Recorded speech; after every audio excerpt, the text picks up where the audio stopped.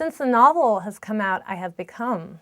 But previously, I never felt part of the Iranian diaspora community. I never knew where they were. In Los Angeles, I had very little contact with the youth of Tehrangeles, partially because I didn't relate to them. My family wasn't wealthy. We weren't a bunch of, doctors, lawyers, engineers, and we were not encouraged to be doctors, lawyers, engineers either.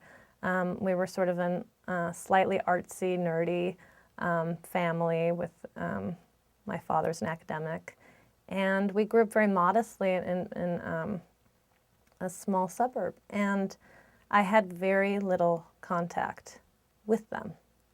And when I would see them, those types of Iranians, I felt a slight sense of revulsion because they were the first, I felt that in trying to become Americans, they had sort of done it to such an exaggerated degree. He suddenly had, Beverly Hills High kids, were platinum blonde, tons of designer clothes, BMWs, Mercedes. It was like everything about American culture that I didn't like, done to absolute excess. And so I really never met them. And then when I went to Sarah Lawrence College in New York, there were a few half Iranian kids, and that was about it. And they were sort of like me. They hadn't really grown up in an Iranian American immigrant community. So I never had the chance to be around them much. Then when the novel came out, it did get the support of an Iranian American community, and I was able to see that there were other Iranians like myself who didn't fit into that Tehrangeles culture that I grew up very phobic of. And that was wonderful. And now I'm in touch with lots of Iranian and Iranian American artists, writers, musicians, and they come to some of my readings. And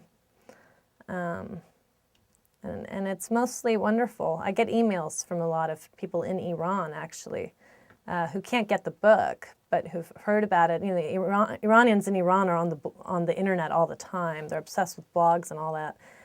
So they've discovered me a little bit, and I get sort of interesting emails from them, which is fun. I've gotten a lot of them trying to figure out what my name means, am I Muslim or not. I get this all the time. Even in readings, there'll always be some older Iranian guy who will come up to me and ask me my religion, which I find very startling. But the Iranians in Iran are hilarious. I had one guy, he seemed like an older carpet seller. And he gave me a long speech in his email about what an honor it was for an Iranian to be getting press, and congratulations on your victory, it said. And then he said, would you be interested in buying these incredible rugs he does of Zoroastrian imagery in very broken English. So he was trying to do business, I guess, but it was lovely. But I correspond a lot with some of the English-speaking bloggers in Iran who are incredibly progressive and incredibly bright and interesting and are very curious about what's going on here. And I get some emails. I'm on Goodreads, and I run an literature of the Iran and the diaspora group there. And I constantly get emails from the Iranians there who they're always asking, well, what are you guys reading? What are the good novels by Middle Easterners in the U.S.? Because all you people ever do is recommend The Kite Runner to us, and we hate The Kite Runner.